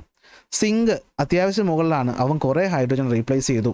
അയൺ മുകളിലാണ്, അവൻ കുറേ ഹൈഡ്രോജൻ റീപ്ലേസ് ചെയ്തു. ഈ പറയുന്ന ലെഡ് എന്താണ്? മുകളിലാണ് അല്ലേ? മുകളിലാണ്. സംശയം ഉണ്ടോ? നോക്കിയാൽ ലെഡ് മുകളിലല്ലേ? മുകളിൽ തന്നെയാണ്. ഇതാ കണ്ടോ, ലെഡ് കണ്ടോ, ലെഡ് ഹൈഡ്രോജനെ കാണാൻ തൊട്ട് മുകളിലല്ലേ? അപ്പോൾ തൊട്ട് മുകളിലാകുമ്പോഴത്തേക്കും റീപ്ലേസ് ചെയ്യുന്നതിൻ്റെ ആ ഒരു അളവ് കുറവായിരിക്കും. അതുകൊണ്ട് എന്താണ്, കുറച്ച് മോളിക്യൂളേ പുറത്തോട്ട് പോയുള്ളൂ. എന്നാൽ കോപ്പറിൽ നിന്ന് ഒന്നും പോയില്ല, കാരണം ഹൈഡ്രോജൻ കോപ്പറിനേക്കാളും മുകളിലാണ്. അപ്പോൾ ഇവനെ റീപ്ലേസ് ചെയ്യാൻ പറ്റത്തില്ല. അപ്പോൾ ഈ ഹൈഡ്രോജനേക്കാൾ മുകളിലുള്ള ഒരാൾക്ക് ഹൈഡ്രോജനെ ഒരു ആസിഡിൽ നിന്ന് ഡിസ്പ്ലേസ് ചെയ്യാൻ പറ്റും, അല്ലാത്തവർക്ക് പറ്റത്തില്ല. ഓക്കെ, ഇതാണ് സംഭവം എന്ന് പറയുന്നത്. ഓക്കെ, അപ്പോഴത്തേക്ക് നമ്മുടെ ഗാൽവാനിക് സെല്ല് തീർന്നു. ഇനി വരുന്നതാണ് ഇലക്ട്രോലൈറ്റിക് സെല്ല്. വളരെ സിമ്പിളാണ്. ഇലക്ട്രോലൈറ്റിക് സെല്ല് എന്ന് പറയുമ്പോൾ തന്നെ നമുക്കറിയാം, ഇലക്ട്രോ എന്ന് വെച്ചാൽ വൈദ്യുതി. അപ്പോൾ വൈദ്യുതി കടത്തിവിട്ട് നടക്കാൻ ബുദ്ധിമുട്ടുള്ള റിയാക്ഷനെ നമ്മൾ നടത്തിയെടുത്താൽ അതാണ് ഇലക്ട്രോലൈറ്റിക് സെല്ല് എന്ന് പറയുന്നത്. അപ്പോൾ അവിടെയും നമുക്ക് എന്ത് വേണം? 2 ബീക്കർ വേണം, കറണ്ട് കൊടുക്കാൻ സെറ്റപ്പ് വേണം, ആനോഡ് വേണം, കാഥോഡ് വേണം. പക്ഷേ ഇവരൊക്കെ തിരിയും. അത്രയുള്ള സംഭവം. അപ്പോൾ എന്താണ്? The cell that utilizes electrical energy to bring about chemical changes is called electrolytic cell. അപ്പോൾ എന്താണ്? ഇലക്ട്രിക്കൽ എനർജി ഉപയോഗിച്ചിട്ട് എന്തുണ്ടാക്കും? കെമിക്കൽ റിയാക്ഷൻസ് നടത്തിയെടുത്താൽ അതാണ് ഇലക്ട്രോലൈറ്റിക് സെൽ എന്ന് പറയുന്നത്. അപ്പോൾ നമ്മൾ ആദ്യം മനസ്സിലാക്കാൻ വേണ്ടിയിട്ട് നമ്മൾ വാട്ടറിനെ ഇലക്ട്രോളിസിസ് ചെയ്യാൻ പോവുകയാണ്. വളരെ സിമ്പിളാണ്. വെള്ളത്തിന് നമ്മളൊരു ബീക്കർ എടുത്തതിന് ശേഷം അതിൽ കുറച്ച് ആസിഡ് ആഡ് ചെയ്യും. എന്തിനെന്ന് വെച്ച് കഴിഞ്ഞാൽ ഈ അയോണുകളുടെ ഒരു മൊബിലിറ്റിക്ക് വേണ്ടിയിട്ടാണ് ഇത് ചെയ്യുന്നത്. ഓക്കെ, അതായത് വെള്ളം എന്ന് പറയുന്ന സാധനം ഉണ്ടല്ലോ, ഈ വെള്ളം കറണ്ട് കൊടുത്തു കഴിയുമ്പോൾ എന്തായിട്ട് മാറുമെന്ന് വെച്ച് കഴിഞ്ഞാൽ, വെള്ളം സത്യത്തിൽ മാറുന്നത്, ഇത് ബാലൻസ് റിയാക്ഷൻ എന്ന് പറഞ്ഞാൽ ഞാൻ പറഞ്ഞു തരുന്നതാണ്. H+ഉം OH- ആയിട്ടാണ് മാറുന്നത് കറണ്ട് കൊടുക്കുമ്പോൾ. അപ്പോൾ എന്താ പറ്റുന്നതെന്ന് വെച്ച് കഴിഞ്ഞാൽ H+ OH- മാറും. അപ്പോൾ നമ്മൾ ഇവിടെ ശ്രദ്ധിക്കണേ, നമ്മൾ ബാറ്ററിയുടെ പോസിറ്റീവ് ടെർമിനൽ എടുത്തു, നെഗറ്റീവ് ടെർമിനൽ എടുത്തു. നേരെ പിടിച്ച് ഒരു വെള്ളത്തിൽ ഇടാൻ പറ്റത്തില്ലല്ലോ. അതുകൊണ്ട് 2 ഇലക്ട്രോഡുകൾ എടുത്തു. ഗ്രാഫൈറ്റ് കൊണ്ട് ഉണ്ടാക്കിയ ഇലക്ട്രോഡാണ്, കാരണം ഗ്രാഫൈറ്റ് ഒരു കണ്ടക്ടറാണ്. എന്നിട്ട് നമ്മൾ എന്താ ചെയ്തതെന്ന് വെച്ച് കഴിഞ്ഞാൽ 2 ടെസ്റ്റ് ട്യൂബ് എന്ത് ചെയ്തു? മടക്കി വെച്ചു. എന്തിനാണെന്ന് വെച്ച് കഴിഞ്ഞാൽ ഇവിടെ ഉണ്ടാകുന്ന ഗ്യാസിന് ഏതെന്ന് അറിയാൻ വേണ്ടിയിട്ടാണ്. അപ്പോൾ ഗ്യാസ് ഏതെന്ന് അറിയാൻ വേണ്ടിയിട്ട് നമ്മൾ എന്ത് പറ്റുന്നു? ഒരു ബേൺ ചെയ്ത ഒരു തിരി എടുത്ത് കൊണ്ട് വയ്ക്കുമ്പോഴത്തേക്കും ഒരു ടെസ്റ്റ് ട്യൂബിൽ നിന്ന് പോപ്പ് സൗണ്ട് കേൾക്കും. മറ്റൊരു ടെസ്റ്റ് ട്യൂബിനകത്താണെങ്കിൽ കത്തിക്കൊണ്ടിരിക്കുന്ന അല്ലെങ്കിൽ അണഞ്ഞിരിക്കുന്ന തീക്കൊള്ളി പെട്ടെന്ന് കത്തും. ഇത് വെച്ചിട്ട് നമ്മൾ ഗ്യാസൊക്കെ ഐഡൻറ്റിഫൈ ചെയ്യും. പക്ഷെ നടക്കുന്നത് എന്താണ്? ഇത്രയേ ഉള്ളൂ. H+ OH- ആയിട്ട് മാറും. H+ ആണ്. പ്ലസിന് എന്താകാനാണ് ഇഷ്ടം? H+ന് ഇലക്ട്രോണ് അക്സെപ്റ്റ് ചെയ്യാനാണ് ഇഷ്ടം പ്ലസിന്. അപ്പോൾ നമുക്കറിയാം, നമ്മൾ കൊടുത്തേക്കുന്ന ബാറ്ററിയിൽ നെഗറ്റീവ് ടെർമിനൽ കൊടുത്തേക്കുന്ന ആളെ നമ്മൾ കാഥോഡ് എന്നാണ് വിളിക്കുന്നത്. ഇതാണ് ഇവിടുത്തെ ചേഞ്ച് കേട്ടോ. നമ്മൾ ഗാൽവാനിക് സെല്ല് പഠിച്ചപ്പോൾ left hand side oxidation, anode, negative terminal എന്ന് പഠിച്ചു.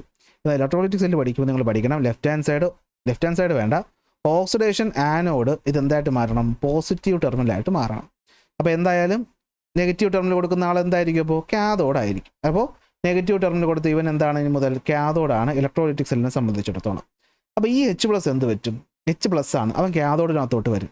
കാഥോഡിലോട്ട് വന്നിട്ട് എന്തായിട്ട് മാറും? ഈവൻ 4 ഇലക്ട്രോൺ അക്സെപ്റ്റ് ചെയ്യും. ഇത് ബാലൻസ്ഡ് ഇക്വേഷനാണ്. എന്നിട്ട് H2 ഗ്യാസ് ആയിട്ട് മാറും. ഈ H2 ഗ്യാസ് ആയിരിക്കും അപ്പോൾ ഇവിടുത്തെ ടെസ്റ്റ് ട്യൂബിൽ കണക്റ്റ് ആയിരിക്കും. അപ്പോൾ കാഥോഡിൽ നിന്ന് ടെസ്റ്റ് ട്യൂബിൽ കളക്ട് ആയത് H2 ഗ്യാസ്. എന്തുകൊണ്ടാണ്? കാരണം H+ന് നെഗറ്റീവ് വാങ്ങിച്ച് H ആവാനാണ് ഇഷ്ടം, അങ്ങനെ H ആയിട്ട് മാറും. ഈ OH മൈനസിന് എന്ത് സംഭവിക്കുമെന്ന് അറിയാവോ? ഈ OH മൈനസ് പോസിറ്റീവിൻ്റെ അടുത്ത് പോകും, അതായത് ആനോഡിൻ്റെ അടുത്ത് പോകും. ആനോഡിൻ്റെ അടുത്ത് പോയിട്ട് എന്ത് പറ്റുമെന്ന് വെച്ച് കഴിഞ്ഞാൽ ഇത് H2O + O2 + 4 ഇലക്ട്രോൺ ആയിട്ട് മാറും. അതായത് ഇത് ബാലൻസ്ഡ് ഇക്വേഷനാണ് ഇവിടെ എഴുതിയിരിക്കുന്നത്. ഇത് നിങ്ങൾക്ക് പഠിക്കേണ്ട ആവശ്യമില്ല എന്ന് തോന്നുന്നു, അതുകൊണ്ടാണ് ഞാൻ ഇത് വിശദമായിട്ട് പറയാത്തത്. ഓക്കെ, അപ്പോൾ ഇത്രയേ ഉള്ളൂ. സംഭവം മനസ്സിലാക്കുക. എന്ത് പറ്റും? ഇവിടെ എത്തിയിട്ട് ഈ പറയുന്ന OH മൈനസ് അല്ലേ, OH മൈനസ് ഇവിടെ 4 എണ്ണം ഉണ്ട്. അപ്പോൾ എന്ത് പറ്റും? ഈ 4-ൽ നിന്ന് 2 H2O ഉണ്ടാവും, 2 H2O ഉണ്ടാവും, പിന്നെ ഒരു ഓക്സിജൻ മോളിക്യൂൾ ഉണ്ടാകും, പിന്നെ 4 ഇലക്ട്രോണും ഉണ്ടാകും. ഓക്കെ, അപ്പോൾ ഇവിടെ ഇലക്ട്രോൺ നഷ്ടപ്പെടുത്തി. അപ്പോൾ ആനോഡിൽ എന്ത് നടന്നു? ഓക്സിഡേഷൻ നടന്നു. അങ്ങനെ എന്ത് പറ്റും? ഓക്സിജൻ ഗ്യാസ് ലിബറേറ്റ് ആവും. ആ ഓക്സിജൻ ഗ്യാസ് ആയിരിക്കും ഇവിടെ എന്ത് ചെയ്യുന്നത്? സ്റ്റോർ ആവുന്നത്. അപ്പോൾ നമുക്കറിയാം പോപ്പ് സൗണ്ടോടെ കത്തുന്നത് ഹൈഡ്രജൻ, ബേൺ കത്താൻ സഹായിക്കുന്ന വാതകം ഓക്സിജൻ. അപ്പോൾ കാഥോഡിൻ്റെ മുകളിൽ ടെസ്റ്റ് ട്യൂബ് വെച്ചപ്പോഴത്തേക്കും പോപ്പ് സൗണ്ട് കേട്ടു, ആനോഡിൻ്റെ മുകളിൽ വെച്ചപ്പോഴത്തേക്കും ഇൻറ്റൻസ് ആയിട്ട് കത്തുകയും ചെയ്തു. കെമിക്കൽ റിയാക്ഷൻ എന്തായിരിക്കും? ബേസിക് അവസാനത്തെ റിയാക്ഷൻ H2O O2 മാറുന്നു. H2O O2 ആയിട്ട് മാറുന്നു. ആസിഡിഫൈഡ് വാട്ടർ ഡീകമ്പോസ് ചെയ്തിട്ട് ഹൈഡ്രജനും ഓക്സിജനുമായിട്ട് മാറുന്നു. ഇലക്ട്രോണിക് പുറത്തുനിന്നുള്ള സർക്യൂട്ടും ഉണ്ട്. ഇതിനെയാണ് നമ്മൾ ഇലക്ട്രോലൈറ്റിക് സെല്ലിലെ ഇലക്ട്രോളിസിസ് എന്ന് പറയുന്നത്. അപ്പോൾ ഏത് ലിക്വിഡിനെയാണോ നമ്മൾ ഈ കെമിക്കൽ റിയാക്ഷൻ നടത്തിപ്പിക്കാനായിട്ട് ഒഴിക്കുന്നത് അതിനെ വിളിക്കുന്ന പേരാണ് എന്ത്? Electrolyte. These are the substances that conduct electricity in the molten state or in the aqueous state. അതായത് ഒരാൾ ഉരുക്കിയും നമുക്കിത് ഉണ്ടാക്കാം, അല്ലെങ്കിൽ വെള്ളം ചേർത്തും ഉണ്ടാക്കാം. അതിലായിരിക്കും കെമിക്കൽ റിയാക്ഷൻ നടക്കുന്നത്. ഈ പ്രോസസ്സിനെയാണ് ഇലക്ട്രോളിസിസ് എന്ന് വിളിക്കുന്നത്. ഇലക്ട്രോലൈറ്റിക് സെല്ലിലാണ് ഇലക്ട്രോളിസിസ് നടക്കുന്നത്. ഒന്നും കൂടെ നമുക്കറിയാമല്ലോ, നടക്കാൻ സാധ്യത ഇല്ലാത്ത നോൺ സ്പോണ്ടേനിയസ് ആയിട്ടുള്ള ഒരു റിയാക്ഷന് കറണ്ട് കൊടുത്ത് നടത്തിയെടുക്കുന്നതാണ് ഇലക്ട്രോലൈറ്റിക് സെൽ എന്ന് പറയുന്നത്. അപ്പോൾ ഈ പറയുന്ന ഇലക്ട്രോലൈറ്റിക് സെല്ലിനകത്ത് നമ്മൾ എന്തിനാണോ നടത്തിയെടുക്കാൻ റിയാക്ഷൻ നടത്തിയെടുക്കണ്ടേ, ആ നടത്താൻ ഒഴിക്കുന്ന ആളെ വിളിക്കുന്ന പേര് ഇലക്ട്രോലൈറ്റ്. അവിടെ കെമിക്കൽ റിയാക്ഷൻ നടക്കുമല്ലോ, അപ്പോൾ ആ പ്രോസസ്സിനെ വിളിക്കുന്ന പേര് ഇലക്ട്രോളിസിസ്. പല ആൾക്കാരെ നമുക്ക് ഇതുപോലെ ബീക്കറിനകത്ത് ഒഴിച്ചിട്ട് ചെയ്യാൻ പറ്റും. എന്ത് വേണമെന്നേ ഉള്ളൂ, അവരകത്ത് അയോണുകൾ വേണമെന്നേ ഉള്ളൂ. അവർക്കകത്ത് എന്ത് വേണമെന്നേ ഉള്ളൂ? അയോണുകൾ വേണമെന്നേ ഉള്ളൂ. അപ്പോൾ അതെന്താകാം? അത് ആസിഡ് ആകാം, അല്ലെങ്കിൽ അത് ആൽക്കലി ആകാം, അല്ലെങ്കിൽ അത് എന്തായിരിക്കാം? ഏതെങ്കിലും നമ്മുടെ കോമ്പൗണ്ടിൻ്റെ മോൾട്ടൺ സ്റ്റേറ്റ് വേണമെങ്കിലും ആകാം. ഒറ്റ കണ്ടീഷനേ ഉള്ളൂ, അതിനകത്ത് ഫ്രീ ആയിട്ട് മൂവ് ചെയ്യാൻ പറ്റുന്ന അയോണുകൾ വേണമെന്നേ ഉള്ളൂ. അപ്പോൾ ഈ പറയുന്ന ഇലക്ട്രോഡുകൾ കാര്യങ്ങളൊക്കെ ഓക്കെയാണല്ലോ. ഇനി നമുക്ക് കാര്യത്തിലോട്ട് വരാം. ഒരു ഇലക്ട്രോലൈറ്റിക് സെല്ലിനെ സംബന്ധിച്ചിടത്തോളം നമ്മൾ പോസിറ്റീവ് ടെർമിനൽ എന്ന് വിളിക്കുന്നത് എന്തായിരിക്കും? അത് ആനോഡായിരിക്കും. ഗാൽവാനിക്കിൽ നെഗറ്റീവ് ആയിരുന്നു ആനോഡ്. ആനോഡ് നടക്കുന്ന റിയാക്ഷൻ എന്ന് പറയുന്നത് എപ്പോഴും ഓക്സിഡേഷൻ തന്നെയായിരിക്കും, അത് ഡൗട്ടൊന്നുമില്ല. നെഗറ്റീവ് ടെർമിനൽ എന്ന് പറയുന്നത് എന്തായിരിക്കും? കാഥോഡായിരിക്കും. അവിടെ നടക്കുന്ന റിയാക്ഷൻ എന്ത് തന്നെയായിരിക്കും? അത് ഗാൽവാനിക് ആയാലും അല്ലെങ്കിൽ ഇലക്ട്രോലൈറ്റിക് ആയാലും റിഡക്ഷൻ തന്നെ. അപ്പോൾ ആനോഡിൽ ഓക്സിഡേഷൻ നടക്കും, കാഥോഡിൽ റിഡക്ഷൻ നടക്കും. പക്ഷേ ഗാൽവാനിക്കിൽ ആനോഡിനെ നെഗറ്റീവ് എന്ന് വിളിച്ചെങ്കിൽ ഇലക്ട്രോലൈറ്റിക്കിൽ ആനോഡിനെ പോസിറ്റീവ് എന്ന് വിളിക്കണം. ഓക്കെ, ആനോഡിനെ എന്ത് വിളിക്കണം? പോസിറ്റീവ് എന്ന് വിളിക്കണം. അതാണ് ഇതാ ഇവിടെ പറഞ്ഞിരിക്കുന്നത്. സെറ്റല്ലേ? അപ്പോൾ in the electrolytic cell oxidation ആണ് ആനോഡിൽ നടക്കുന്നത്, അത് പോസിറ്റീവ് ടെർമിനലാണ്. റിഡക്ഷനാണ് കാഥോഡിൽ നടക്കുന്നത്, അത് നെഗറ്റീവ് ടെർമിനലുമാണ്. ഗാൽവാനിക് സെല്ലിനാണെങ്കിൽ നേരെ തിരിച്ച്. ഇനി നമുക്ക് 1-2 ആൾക്കാരുടെ ഇലക്ട്രോളിസിസ് പഠിക്കാം. ഇത് വളരെ സിമ്പിളാണ്. മോൾട്ടൺ NaCl-ൻ്റെയും അക്വസ് NaCl-ൻ്റെയും ഇലക്ട്രോളിസിസ്. ഇത് ഒരു പാടുമില്ല. NaCl എന്ന് പറഞ്ഞാൽ നമുക്കിവിടെ നോക്കണം, സോഡിയം എന്ന് പറയുന്ന മെറ്റലിനെ നമുക്ക് എന്ത് ചെയ്യാൻ പറ്റും? ഉപ്പ് വെള്ളത്തിൽ നിന്ന് ഉണ്ടാക്കാൻ പറ്റും. സോഡിയം എന്ന് പറയുന്ന മെറ്റൽ നമുക്ക് എവിടെ നിന്ന് ഉണ്ടാക്കാൻ പറ്റും? ഉപ്പ് വെള്ളത്തിൽ നിന്ന് ഉണ്ടാക്കാൻ പറ്റും. അപ്പോൾ NaCl എന്ന് പറയുന്നത് ഉപ്പ്. ഇതിനെ നമ്മൾ ചൂടാക്കി ഉരുക്കി കഴിയുമ്പോഴത്തേക്കും ഇത് വെള്ളം പോലെ ആവും. അപ്പോൾ ചൂട് കിട്ടി കഴിയുമ്പോഴത്തേക്കും ഇവർക്കിടയിൽ ചെറിയ പ്രശ്നങ്ങളൊക്കെ ഉണ്ടാവും. അവൻ Na+ഉം Cl- ഒക്കെ ആയിട്ടായിരിക്കും ഇരിക്കുന്നത്. നമ്മളൊരു ബീക്കർ എടുക്കുന്നു, ഒരു ബാറ്ററി എടുക്കുന്നു, കറണ്ട് കണക്ഷൻ കൊടുക്കുന്നു. ഒരിടത്ത് പോസിറ്റീവ് കണക്ഷൻ കൊടുക്കുന്നു. നിങ്ങൾക്കറിയാം പോസിറ്റീവ് കൊടുത്താൽ അത് ആനോഡാണ്. ഒരിടത്ത് നെഗറ്റീവ് കൊടുക്കുന്നു, അതെന്തായാലും എന്താണ്? കാഥോഡാണ് ഇലക്ട്രോലൈറ്റിക് സെല്ലിനെ സംബന്ധിച്ചിടത്തോളം. അപ്പോൾ നിങ്ങൾ നോക്കുക, Na+ഉം Cl- കേട്ടാ. Na+ എന്ന് പറയുമ്പോഴത്തേക്കും പ്ലസ്, ഇവൻ എന്തിനാ ഇഷ്ടം? നെഗറ്റീവിൻ്റെ അടുത്ത്, ഓപ്പോസിറ്റിൻ്റെ അടുത്ത് പോകാല്ലേ. അപ്പോൾ ഇവ എന്ത് ചെയ്യും? നെഗറ്റീവ് ആയിട്ടുള്ള കാഥോഡിൻ്റെ അടുത്തോട്ട് പോകും. Na+ എങ്ങോട്ട് പോകും? കാഥോഡിൻ്റെ അടുത്തോട്ട് പോകും. Cl- എന്ന് വെച്ചാൽ മൈനസ് അല്ലേ, അപ്പോൾ എപ്പോഴും എങ്ങോട്ട് പോകും? പോസിറ്റീവ് ആയിട്ടുള്ള ആനോഡിൻ്റെ അടുത്തോട്ട് പോകും. എന്നിട്ട് എന്ത് പറ്റും? Na+ എന്ന് പറയുന്നത് സോഡിയം എന്ന് പറയുന്ന ലിക്വിഡ് അല്ല, എന്താണ് നമ്മുടെ സോഡിയം ആയിട്ട് മാറും. ഈ Cl- എന്ന് പറയുന്നത് എന്ത് പറ്റും? ഇലക്ട്രോണിനെ അക്സെപ്റ്റ് ചെയ്ത് 2Cl- 2 ഇലക്ട്രോണിനെ അക്സെപ്റ്റ് ചെയ്തിട്ട് എന്തായിട്ട് മാറും? Cl2 ഗ്യാസ് ആയിട്ട് മാറും. ഈ ഗ്യാസ് ഇവിടുന്ന് എന്ത് ചെയ്യും? ബബിൾ ചെയ്ത് പോകുന്നതായിട്ട് നമുക്ക് കാണാനായിട്ട് പറ്റും. ഇത് ഇങ്ങനെ തന്നെ പഠിച്ചു വെച്ചാൽ റിയാക്ഷൻ എഴുതാൻ ഒരു ബുദ്ധിമുട്ടുമില്ല. പച്ച നിറത്തിലുള്ള ബബിളുകളായി ഇവിടുന്ന് പോകും. എന്തുകൊണ്ടെന്ന് വെച്ച് കഴിഞ്ഞാൽ ഇത്രയേ ഉള്ളൂ, മോൾട്ടൺ NaCl-ൽ Na+ ഉണ്ട്, അതുപോലെ തന്നെ എന്തുണ്ട്? Cl- ഉണ്ട്. അപ്പോൾ Na+ ആണ്. പ്ലസ്സിന് എപ്പോഴും ഇഷ്ടം മൈനസിൻ്റെ അടുത്ത് പോകാനാണ്, ഇങ്ങോട്ട് പോകും. മൈനസിന് എപ്പോഴും ഇഷ്ടം പ്ലസിൻ്റെ അടുത്ത് പോകാനാണ്, ഇങ്ങോട്ട് പോകും. ഇവിടെ വെച്ച് ഈ പറയുന്ന NA എന്താവും, NA അല്ലേ പ്ലസ് എന്ന് പറയുന്നത് എന്താവും, ഇലക്ട്രോൺ അക്സെപ്റ്റ് ചെയ്തിട്ട് NA ആയിട്ട് മാറും. Cl എന്ന് വെച്ചാൽ എന്തായിരിക്കും, Cl മൈനസ് ഇലക്ട്രോൺ അക്സെപ്റ്റ് ചെയ്തിട്ട് Cl2 ഗ്യാസ് ആയിട്ട് മാറും. 2 ഇട്ട് കൊടുക്കും, 2 ഇട്ട് കൊടുക്കും. സെറ്റൽ. ഇനി ഇതേ സംഭവം ഇത്രയേ ഉള്ളൂ ഇതിനകത്ത് പഠിക്കാനായിട്ട്, വേറെ ഒന്നുമില്ല. ഈ പറയുന്ന പച്ച നിറത്തിലുള്ള ഗ്യാസ് ഏത്, ക്ലോറിൻ ഗ്യാസ്. സോഡിയം എവിടെ ഉണ്ടാകും, കാഥോഡിലുണ്ടാകും. ക്ലോറിൻ എവിടെ ഉണ്ടാകും, ആനോഡിലുണ്ടാകും. അത്രയേ ഉള്ളൂ സംഭവം. സെറ്റല്ലേ. ഇനി നമ്മൾ അക്വസ് സൊല്യൂഷനിലോട്ട് വരുമ്പോഴാണ് കുറച്ച് വ്യത്യാസം. അവിടെയും വലിയ വ്യത്യാസമൊന്നുമില്ല. അക്വസ് സൊല്യൂഷനിലോട്ട് വരുമ്പോൾ നമ്മൾ കണ്ട കാര്യം എന്താണെന്ന് വെച്ച് കഴിഞ്ഞാൽ, നമ്മൾ ആദ്യം ഈ പറയുന്ന സോഡിയം ക്ലോറൈഡിനെ വെള്ളത്തിൽ അലിയിക്കും. വെള്ളത്തിൽ അലിയിച്ചിട്ട് വെറുതെ അലിയിച്ച് കഴിഞ്ഞാൽ ഈ പിങ്ക് നിറം കിട്ടത്തില്ല. പിങ്ക് നിറം കിട്ടണമെങ്കിൽ നമ്മൾ ഇതിനകത്ത് ഫീനോഫ്താലിൻ എന്ന് പറയുന്ന ഇൻഡിക്കേറ്റർ കൂടെ ഒഴിച്ചിട്ട് കറണ്ട് കണക്ഷൻ കൊടുത്തപ്പോൾ നമ്മൾ കണ്ടത് ആസ് യൂഷ്വൽ പോസിറ്റീവായ സ്ഥലത്ത് നിന്ന് ക്ലോറിൻ ഗ്യാസ് ഉണ്ടായി, പക്ഷേ നെഗറ്റീവായ സ്ഥലത്ത് നിന്ന് ബബിൾസ് ഉണ്ടായി. പക്ഷേ അത് കഴിഞ്ഞ കേസിൽ ഇവിടെ സോഡിയം ഉണ്ടായത്. ഇവിടെ സോഡിയം ഉണ്ടായാലും പറഞ്ഞ ബബിൾ ഉണ്ടായി. മാത്രമല്ല ഇവിടുത്തെ സൊല്യൂഷൻ്റെ നിറം പിങ്കായിട്ട് മാറി. പിങ്കായിട്ട് മാറിയിട്ടുണ്ടെങ്കിൽ അത് ബേസിക് ആയി എന്നാണ് അർത്ഥം. അപ്പോൾ എന്താ അവിടെ സംഭവിച്ചത്? ഇപ്പോൾ നമ്മൾ അറിയണം, സോഡിയം ക്ലോറൈഡിനെ ഉരുക്കിയാൽ Na+ഉം Cl- മാത്രമേ കിട്ടൂ. പക്ഷെ വെള്ളത്തിൽ അലിയിച്ചു കഴിഞ്ഞാൽ അവിടെ എന്തൊക്കെ ഉണ്ടാകും? Na+ ഉണ്ടാകും, Cl- ഉണ്ടാകും, H+ ഉണ്ടാകും, OH- ഉണ്ടാകും. 4 പേരുണ്ടാകും. കാരണം വെള്ളവും കൂടി ഉണ്ടല്ലോ. എന്നിട്ട് എന്ത് പറ്റും? എടാ നോക്കടാ, ഈ പറയുന്നതിൽ ഏറ്റവും കൂടുതൽ ഈ പറയുന്ന എന്താണ് ഇലക്ട്രോൺ നഷ്ടപ്പെടുത്താൻ, ഓക്സിഡൈസ് ആകാൻ ടെൻഡൻസി ഉള്ളത് ക്ലോറിനാണ്. ഈ ക്ലോറിൻ നേരെ എന്ത് പറ്റും? ഈ പോസിറ്റീവ് ആയവൻ്റെ അടുത്ത് പോയിട്ട് എന്ത് പറ്റും? ഈ പോസിറ്റീവ് അടുത്ത് പോയിട്ട് എന്ത് പറ്റും? ഈ Cl 2 ഇലക്ട്രോണിന് എന്ത് പറ്റും? നഷ്ടപ്പെടുത്തിയിട്ട് അല്ല എന്ത് പറ്റും? Cl2 ഗ്യാസ് ആയിട്ട് മാറും. തൊട്ട് മുമ്പ് എവിടെയോ പ്ലസ് പറഞ്ഞു എന്ന് എനിക്ക് തോന്നുന്നു. സ്പീഡിൽ പറഞ്ഞതിൻ്റെ ഒരു തെറ്റാണ് കേട്ടോ. Cl- 2 ഇലക്ട്രോണിനെ പ്ലസ് ചെയ്ത് കഴിഞ്ഞാൽ ആവില്ല. ഓക്കെ, 2 ഇലക്ട്രോണിനെ കളഞ്ഞു കഴിയുമ്പോഴേ ആവത്തുള്ളൂ കേട്ടോ. സ്പീഡിൽ പറ്റിപ്പോയ മിസ്റ്റേക്കാണ്, സാറിനോട് ക്ഷമിക്കണം കേട്ടോ കുട്ടികളെ. അപ്പോൾ എന്ത് പറ്റും? സ്പീഡിൽ പറഞ്ഞു പോകുന്നതല്ലേ, എനിക്ക് എഡിറ്ററൊന്നും ഇല്ലല്ലോ, ഞാൻ ഒറ്റയ്ക്കല്ലേ ചെയ്യുന്നതല്ലേ. അപ്പോൾ എന്താണ് ഈ പറയുന്ന Cl2 ഗ്യാസ് ആയിട്ട് മാറും. കുഴപ്പമൊന്നുമില്ല. പക്ഷേ ഈ പറയുന്ന നെഗറ്റീവിലോട്ട് പോകാൻ 2 പോസിറ്റീവുകാരുണ്ട്, H+ ഉണ്ട്, Na+ ഉണ്ട്. പക്ഷെ നിങ്ങൾക്കറിയാം ഇവിടെ പോയി കഴിഞ്ഞാൽ എന്ത് പറ്റും? നെഗറ്റീവിനടുത്തോട്ടാണ് പോകുന്നത് അല്ലേ, നെഗറ്റീവിനടുത്തോട്ടാണ് പോകുന്നത്. അപ്പോൾ ഇലക്ട്രോൺ അക്സെപ്റ്റാണ് ഇവിടെ ചെയ്യേണ്ടത്. അപ്പോൾ സോഡിയവും ഹൈഡ്രോജനും നോക്കുമ്പോഴത്തേക്കും സോഡിയം എന്ന് പറഞ്ഞാൽ റിയാക്ടിവിറ്റി സീരീസിൽ മുകളിൽ ഇരിക്കുന്ന ആൾ. അപ്പോൾ അവന് ഒരിക്കലും മാനക്കേടാണ് അല്ലേ പോയിട്ട് ഇലക്ട്രോണെ വാങ്ങുക എന്ന് പറയും. ഞങ്ങൾ ഓക്സിഡേഷൻ ചെയ്യുന്ന ആൾക്കാരാണേ, ഞങ്ങൾ വാങ്ങാറില്ല. അപ്പോൾ എന്ത് പറ്റും? Na+ന് പോകാൻ വലിയ മടിയാണ്. അപ്പം പറയുന്ന സാരമില്ല, ഞാനല്ലേ താഴെയുള്ള ആൾ, ഞാൻ പോകാമെന്ന് പറഞ്ഞിട്ട് എന്ത് പറ്റും? ഈ H+ അവിടെ പോയിട്ട് എന്ത് പറ്റും? H2 ഗ്യാസ് ആയിട്ട് മാറും. ആ H2 ഗ്യാസാണ് ദേ ബബിൾ ചെയ്ത് ഇവിടെ പോകുന്നത്. അപ്പോൾ വന്നവനും പോയി നിന്നവനും പോയി, വന്നവനും പോയി നിന്നവനും പോയി അല്ലേ. ആരൊക്കെ പോയി? Cl- പോയി, കൂടെ നിന്ന് H+ഉം പോയി. ഇവിടെ 2 പേര് മാത്രം അനാഥരായി നിൽക്കുകയാണ്. ആരൊക്കെയാണ്? നമ്മുടെ Na+ഉം OH-. ഇവർക്ക് തമ്മിൽ അഭേദ്യമായ ബന്ധമുണ്ട്. ഇവർ 2 പേരും കൂടി ചേർന്ന് എന്തായിട്ട് മാറും? NaOH ആയിട്ട് അങ്ങ് മാറും.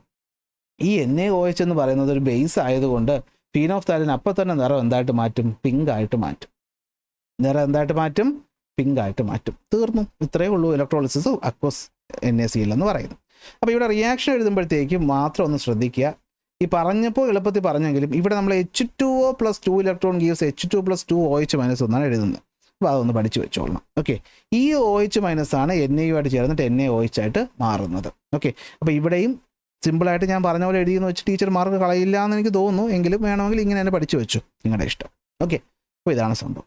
ഇനി വരുന്നത് ഇലക്ട്രോപ്ലേറ്റിംഗ് ആണ്. ഇലക്ട്രോപ്ലേറ്റിങ്ങും ഇലക്ട്രോലൈറ്റിക് സെല്ലിൻ്റെ ഒരു ആപ്ലിക്കേഷൻ തന്നെയാണ്. ഇലക്ട്രോപ്ലേറ്റിങ്ങിൽ വേറെ ഒന്നും നിങ്ങൾ പഠിക്കേണ്ട, നേരത്തെ പോലെ തന്നെ. പക്ഷേ ഒറ്റ വ്യത്യാസമേ ഉള്ളൂ, ആനോഡായിട്ടും കാഥോഡായിട്ടും എടുക്കേണ്ടത് എന്താണെന്ന് ശ്രദ്ധിച്ചറിയണം. എന്താണ് ഇപ്പോൾ ഇലക്ട്രോപ്ലേറ്റിംഗ് എന്ന് വെച്ചാൽ, ഒരു മെറ്റലിന് മുകളിൽ മറ്റൊരു മെറ്റലിനെ കോട്ട് ചെയ്യുന്നതിനെയാണ് നമ്മൾ ഇലക്ട്രോപ്ലേറ്റിംഗ് എന്ന് പറയുന്നത്. അപ്പോൾ ഇലക്ട്രോപ്ലേറ്റ് ചെയ്യണമെങ്കിൽ നമുക്ക് എന്തായാലും ഒരു മെറ്റൽ വേണം. ആ മെറ്റലിനാണല്ലോ മറ്റൊന്ന് എന്താണ് എടുത്തു കൊടുക്കേണ്ടത്. അപ്പോൾ നിങ്ങൾക്ക് ഇതുവരെയായിട്ട് നിങ്ങൾക്ക് എല്ലാവർക്കും അറിയാം, ഓക്സിഡേഷൻ നടക്കുമ്പോഴാണ് സോളിഡായ ഒരു മെറ്റൽ അക്വസ് സൊല്യൂഷനിലോട്ട് പോകുന്നത് അല്ലേ. അത് എല്ലായിടത്തും നമ്മൾ അങ്ങനെയാണ് പഠിച്ചത്.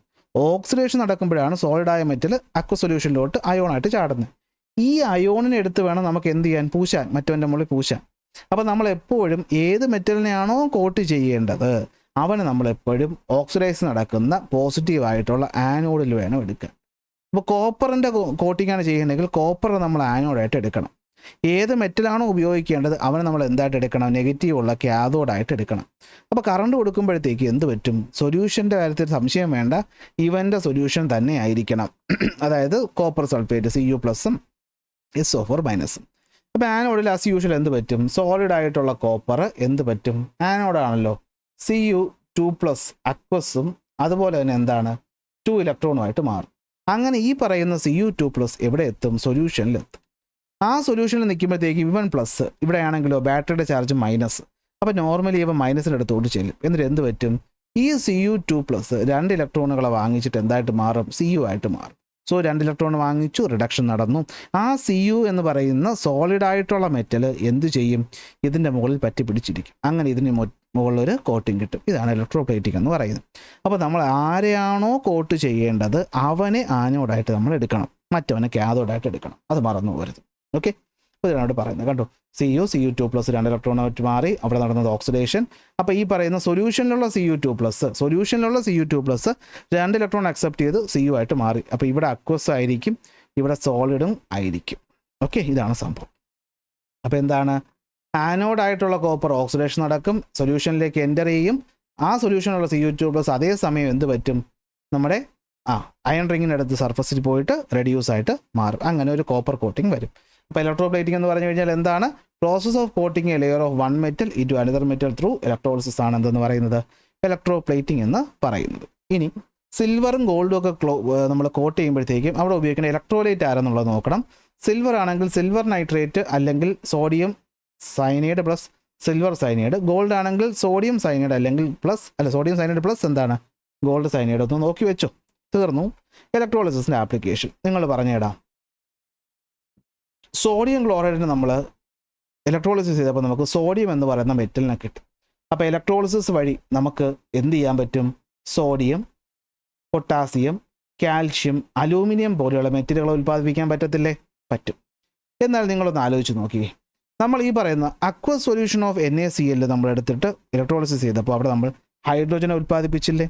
അപ്പോൾ നമുക്ക് ഇതേ മെത്തേഡിലൂടെ നോൺ മെറ്റലുകളായിട്ടുള്ള ഹൈഡ്രോജൻ, ഓക്സിജൻ, ക്ലോറിൻ എന്നിവരെ ഉൽപ്പാദിപ്പിക്കാനും സാധിക്കും. ഇനി നമുക്ക് അക്വസ് സൊല്യൂഷൻ ഓഫ് NaCl ചെയ്തപ്പോഴത്തേക്കും സൊല്യൂഷൻ്റെ നിറം പിങ്കായി. അവിടെ എന്തുണ്ടായി? സോഡിയം ഹൈഡ്രോക്സൈഡ് ഉണ്ടായില്ലേ? അപ്പോൾ പലതരം കോമ്പൗണ്ടുകളെ മാനുഫാക്ചർ ചെയ്യാനും നമുക്ക് ഇലക്ട്രോളിസിസ് ഉപയോഗിക്കാനായിട്ട് പറ്റും. ഇപ്പോൾ പഠിച്ചതല്ലേ ഉള്ളൂ ഇലക്ട്രോപ്ലേറ്റിംഗ്. അപ്പോൾ ഇലക്ട്രോളിസിസിലൂടെ നമുക്ക് ഇലക്ട്രോപ്ലേറ്റിംഗും ചെയ്യാൻ പറ്റും. മെറ്റൽ പഠിച്ചു കഴിഞ്ഞിട്ടായിരിക്കുമല്ലോ ഇരിക്കുന്നത്. മെറ്റൽ പ്യൂരിഫിക്കേഷന് വേണ്ടിയിട്ട് നമ്മൾ എന്ത് ഉപയോഗിക്കാറുണ്ട്? ഇലക്ട്രോലൈറ്റിക് റിഫൈനിങ് ഉപയോഗിക്കാറുണ്ട്. തീർന്നു. ഇനി സെല്ലുകളെ പറ്റിയിട്ടാണ്. സെല്ലുകൾ എന്ന് പറഞ്ഞു കഴിഞ്ഞാൽ 2 തരത്തിലാണ് ഉള്ളത്. ഒന്ന് പ്രൈമറി സെല്ലും മറ്റൊന്ന് സെക്കൻഡറി സെല്ലും. ഒരു സെല്ല് എന്തിനൊക്കെ ഉപയോഗിക്കുന്നു, അതിൻ്റെ ഗുണങ്ങളൊക്കെ നിങ്ങൾക്ക് അറിയാമല്ലോ. എന്തിനൊക്കെയാണ്? ഇലക്ട്രിക്കൽ എനർജിയുടെ സോഴ്സ് ആയിട്ടും അതുപോലെ നമുക്ക് എന്തായിരിക്കും ഇലക്ട്രിക്കൽ എനർജി സ്റ്റോർ ചെയ്യാൻ പറ്റുന്ന ഒരു ഡിവൈസ് ആയിട്ടും നമുക്ക് ബാറ്ററികൾ ഉപയോഗിക്കാം. ബാറ്ററിയിൽ നടക്കുന്ന പരിപാടി എന്താണ്? ഗാൽവാനിക് സെല്ലിൽ നടന്ന പരിപാടി കെമിക്കൽ എനർജി എന്ന് പറയുന്നത് ഇലക്ട്രിക്കൽ എനർജി ആയിട്ട് മാറുന്നു. ഓക്കെ, 2 തരം സെല്ലുകളാണ് ഉള്ളത്, പ്രൈമറി സെല്ലും സെക്കൻഡറി സെല്ലും. റീചാർജ് ചെയ്യാൻ പറ്റാത്തവ പ്രൈമറി, റീചാർജ് ചെയ്യാൻ പറ്റുന്നവ സെക്കൻഡറി. ഇത്രയേ ഉള്ളൂ.